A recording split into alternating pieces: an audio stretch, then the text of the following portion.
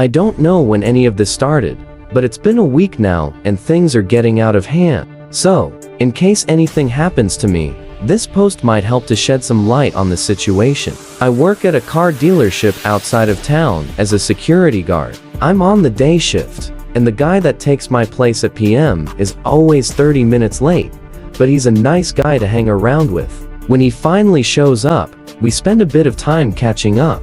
By the time I get home, it's around PM. After I get to my apartment, I just fall onto my bed and fall asleep like a rock. I like my job though.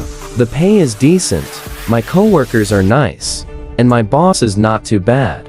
But honestly, I am tempted to switch places with the night shift guy, because I don't feel safe staying in my apartment at night. Last Saturday, Oz gave me a week off. He said I deserved it after 6 years of doing a good job. A whole week for myself. It felt like being a kid again, you know? I've never had so much free time before. That night, after getting my apartment in order, I sat in my old armchair with a glass of rum and a cigar. I know I was spoiling myself, but then it happened. A loud thumping echoed outside my door, as if an elephant was walking in the hallway. I almost spilled my drink.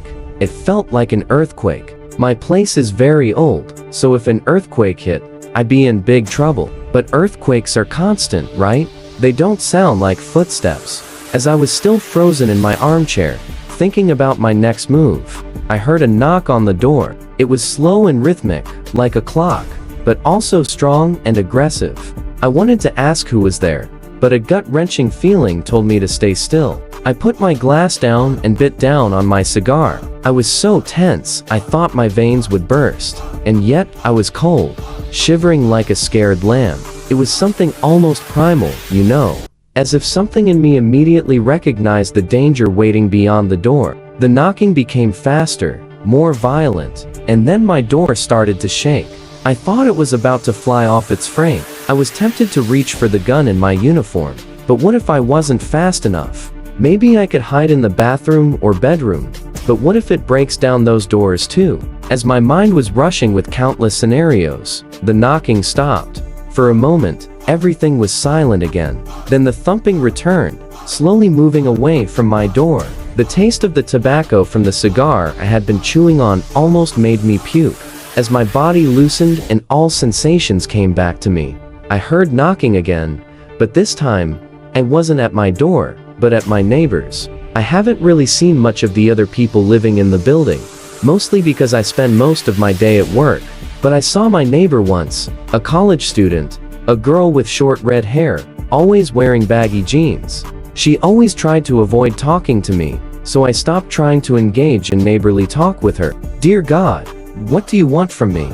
I heard her scream at the top of her lungs. I never heard her so desperate.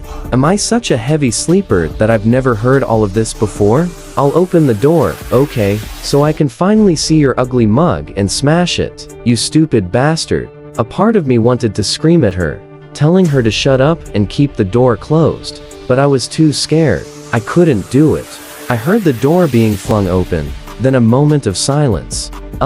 Her unassuming surprise was kind of reassuring. Maybe it was just some guy making noises and scaring people off. When I heard the door shutting, I exhaled a sigh of relief. Then she started screaming. I jumped backward at the unexpected screech.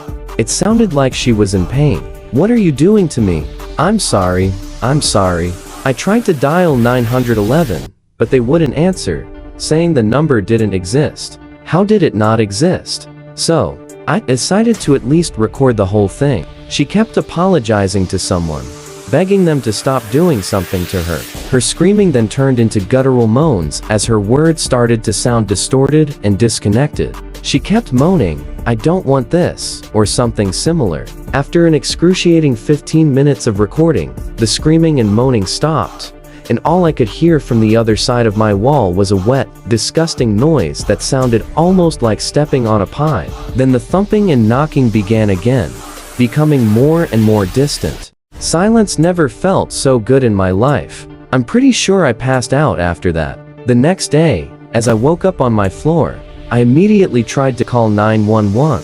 This time, the number existed. As a couple of officers came to interrogate me, I explained the whole situation, and even gave them the recording. They looked shocked, but they believed me. They told me to keep recording these events to see if they happen again. Then we all went to my neighbor's apartment. The door was locked, as if nothing happened. They started knocking. Just the sound of their knuckles hitting the termite-ridden wood of that door was enough to give me chills. It reminded me too much of that awful, awful night. As nobody responded, they kicked it open. The place was a mess, with hundreds of pictures of grotesque monsters attached to the walls with pins and nails, connected together with red thread, while hundreds of books and tapes were scattered throughout the room. Whatever the kid was researching, she got way out of hand with it. A big wet stain tainted the carpet in the middle of the room. I'm not sure what liquid it was, but it smelled bad, like a rancid piece of blue cheese left in the fridge past its expiration date. They took practically everything in the room and told me to record what I hear during the night. Talking to the other neighbors seemed fruitless. Everybody says they didn't hear a thing. Damn liars. Some of them must have heard. The damn bastard goes to every single door in this godforsaken building. Somebody must have heard something. Why are they trying to cover up the whole deal? Is this some sort of cult? Some kind of weird pagan ritual? I don't know, and it won't be my problem any longer. I gave all my recordings to the cops and made this post as a last resort. I'm sleeping in a hotel near the dealership tonight, and I'll keep doing so until they change me to the night shift. I ain't sleeping in that hellhole no more. I've done my part. The boys in blue can take it from here. Whether this is a cult thing or some X-Files bullshit, I want nothing to do with it. Wait, someone's knocking at the door.